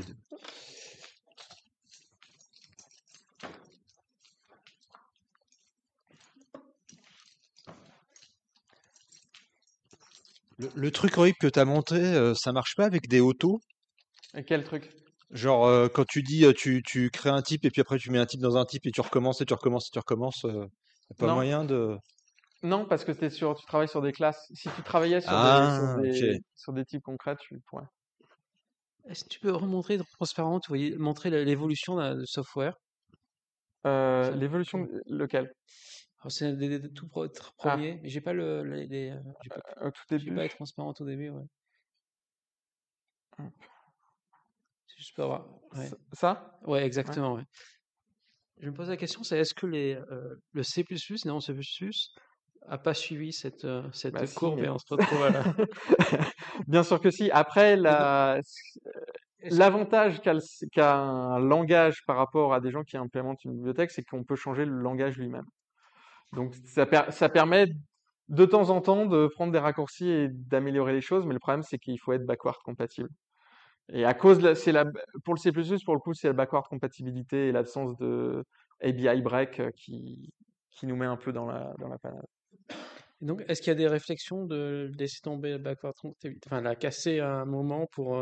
L'ABI, Ouais, enfin, pas les biages, la comptabilité rétroactive Rust. pour avoir un nouveau. Non, mais au niveau de C++, il y a Rust, effectivement. Comment? Changer en cachant tout, qu'est-ce que je changerais, quoi. Ouais. Le problème, c'est que, comme l'a un peu suggéré Vincent, tu as beaucoup de personnes différentes qui en parlent de C++, et tu leur demandes à chacune ce serait quoi leur meilleur C++, tu as 10 personnes qui vont avoir des réponses différentes.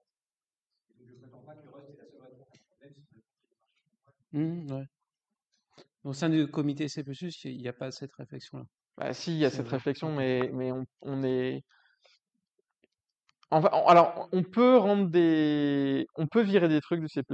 Ça prend 3 releases, je crois. Le premier coup, donc, ça prend 9 ans.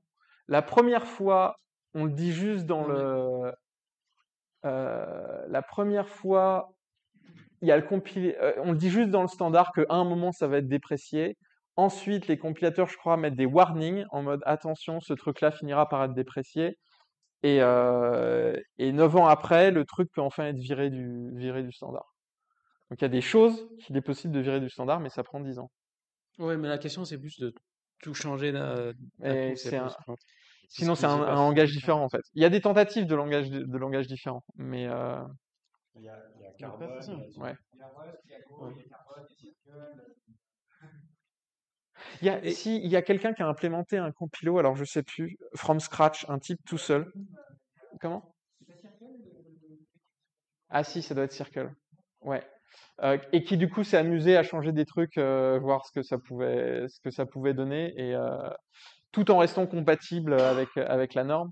Et mais en fait, le problème, c'est qu'il y a énormément de gens dans le comité qui dépendent d'énormes bases de code avec des dizaines, des centaines de milliards de lignes, qui peuvent pas se permettre tu tout pourrais, tu réécrire. pourrais conserver les BI pour être compatible avec l'ancien code, mais pouvoir écrire de nouveaux codes. Pour donner Ok. l'exemple de traumatisme que c'est, il y a eu une histoire similaire dans l'histoire d'OpenGL. Les gens du comité Chronos, ils n'étaient pas aveugles, ils se rendaient bien compte que plus ça va, plus OpenGL ressemblait logiquement au GPU actuel et il faut faire quelque chose. Et quelque part, autour de la sortie d'OpenGL 3, il y a eu des bagarres extrêmement violentes du comité Chronos entre les gens qui d'un côté disaient non, mais ça suffit, il faut tout casser pour faire le truc proprement, et ceux qui disaient non, c'est pas possible, les applications continuent de marcher, la compatibilité est préservée. Et à cette époque-là, c'est les gens qui voulaient préserver la compatibilité qui gagnent. Après, je ne sais plus combien il y avait de bagarres. C'est vraiment violent ce genre de bagarre. Mais il y a un excellent exemple, c'est Python 2 versus Python 3. Il a fallu je sais pas combien d'années pour faire la migration en fait. C'est toujours le cas. Ça peut terminer, je pense. Et il n'y a pas non plus, enfin, en C++, tu peux faire tout ce que tu veux, et il n'y a pas de guideline pour faire parce qu'on pourrait très bien dire on déprécie Ouais, des fonctionnalités ouais, qu'on garde indéfiniment, mais mhm, juste que tu peux activer sur le compilateur, tu le fais pas, ouais. et tu pousses tous les développeurs à avoir un moyen, coder de manière commune.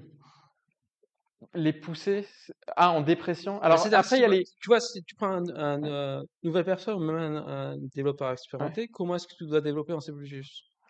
Alors il y avait eu Disons. des guidelines les core guidelines qui avaient été écrits, mais c'est il y a longtemps, c'est après C++ 2011. Je sais pas ce que c'est devenu. À l'époque, c'était censé être justement des bonnes pratiques pour quelqu'un qui arrive sur du C++.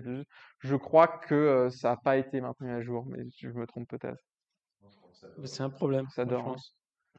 Ça devrait évoluer avec le langage, surtout Mais le problème du C++, avec la c'est vitesse à laquelle il c'est évolue. que maintenant on a 150 000 façons de faire le moindre truc, donc Voilà, ouais, c'est exactement ouais, ça. c'est C'est aujourd'hui la situation où OpenGL en pratique, quoi.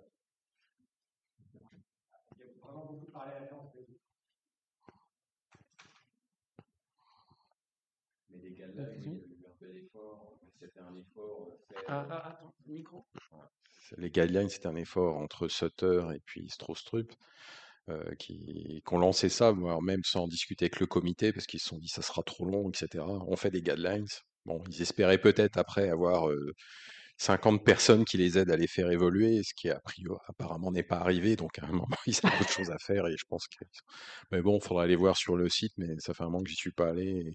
Et j'entends jamais personne parler des guidelines. non. Pourtant, il y avait un bel effort parce qu'il y avait des listes, il y avait des lettres, des types, une terminologie, des numéros aux guidelines. Donc tu pouvais, quand tu fais un cours, dire je vous renvoie la guideline Intel, etc. Mais a priori, c'est pas resté. Mais ce qui est problématique, c'est que quand tu as 10 personnes pour maintenir les guidelines, alors que tu as 300 experts qui pondent le langage, en fait, tu as forcément un rapport de pouvoir qui se met dedans.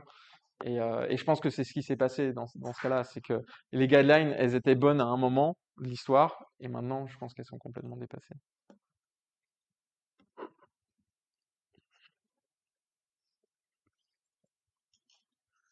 Pas d'autres questions? Ah, bah voilà.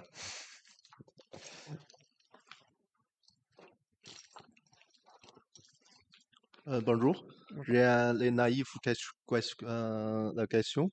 Donc, chaque fois, de bâcler les C++ 17, 20, pourquoi vous voulez spécifique différentes versions? Est-ce que vous regardez le syntaxe, il est différent entre différentes les versions?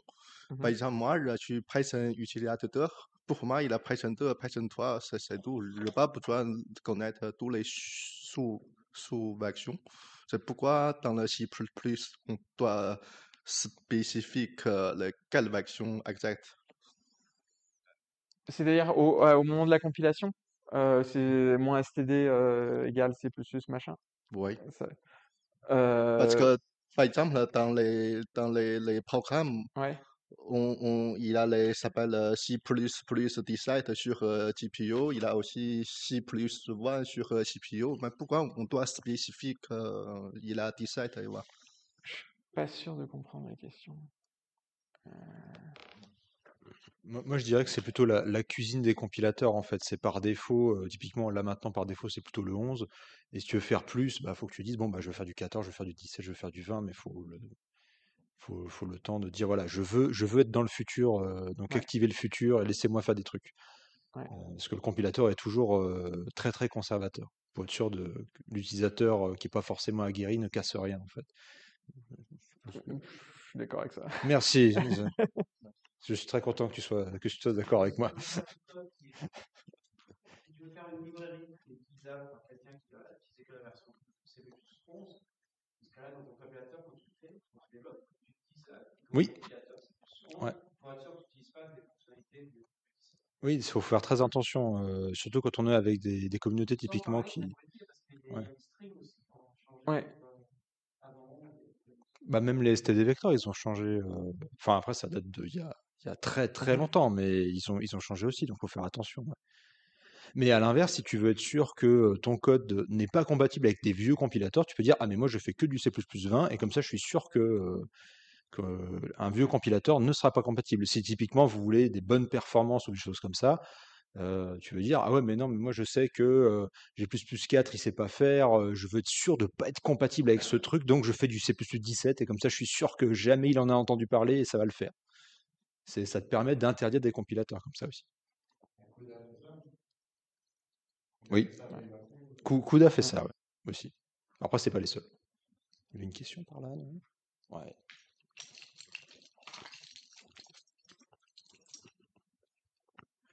J'aurais voulu savoir qu'est-ce qui fait que c'est pas possible de changer l'implémentation du vecteur de boule. Pourquoi est-ce qu'on peut pas la rectifier maintenant? Parce il y a des codes qui dépendent de ça et que ça serait un cassage de. En fait, il faudrait passer par le processus qui prend 10 ans à faire.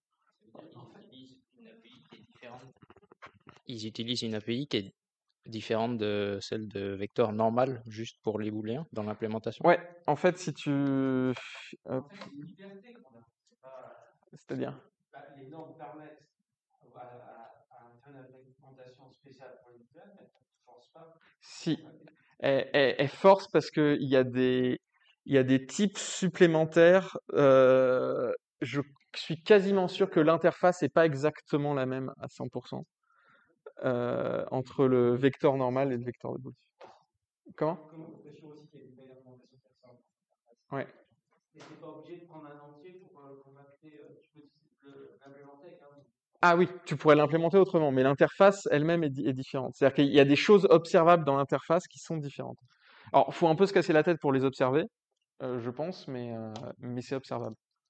Et à partir du moment où c'est observable, en fait, il y a forcément quelqu'un quelque part qui l'a qui l'a observé. Il y a un autre truc aussi, c'est que les caractéristiques de performance, c'est observable. Si quelqu'un, quelque part, utilise Vector Bool parce qu'il était super content d'avoir un truc ultra compact qui prend 8 fois moins de place, et que tu dis maintenant, je vais basculer l'implémentation de Vector Bool sur un vecteur de boule, donc un vecteur d'octet, et tu multiplies par 8 la demande de stockage de son programme, cette personne ne va pas être content parce que potentiellement, son programme qui tenait en mémoire avant ne tient plus en mémoire maintenant. Alors, ça, pour le coup, le comité du C++ considère que c'est pas son problème. C'est-à-dire que s'il faut, c'est le problème. Alors, tous les gens des compilos diraient non, on veut pas de ça. Mais si le comité pourrait très bien dire oui, bah, on sait très bien qu'il va y avoir une perte de performance, mais les performances sont pas spécifiées dans le standard, donc c'est pas notre problème.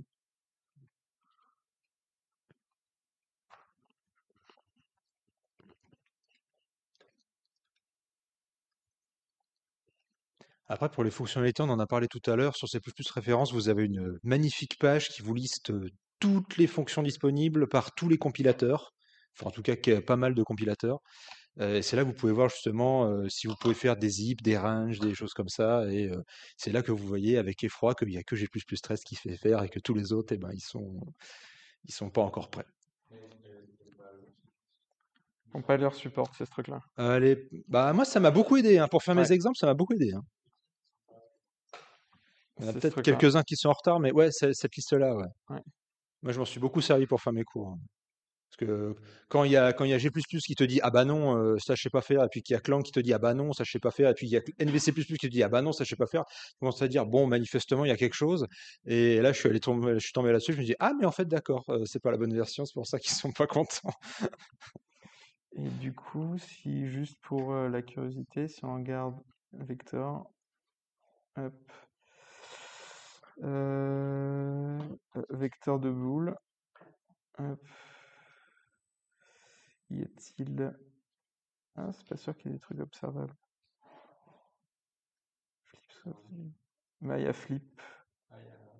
Il y a des fonctions supplémentaires. Comment? Ouais. Donc c'est observable. Et puis il y a l'opérateur crochet aussi dans le vecteur de boule. Oui, mais même il y a la référence en fait. Ouais. Ah oui, bah voilà, si. Voilà, la référence c'est un sous-type. Voilà. Donc ça c'est observable. Ce truc-là est une catastrophe. Bref.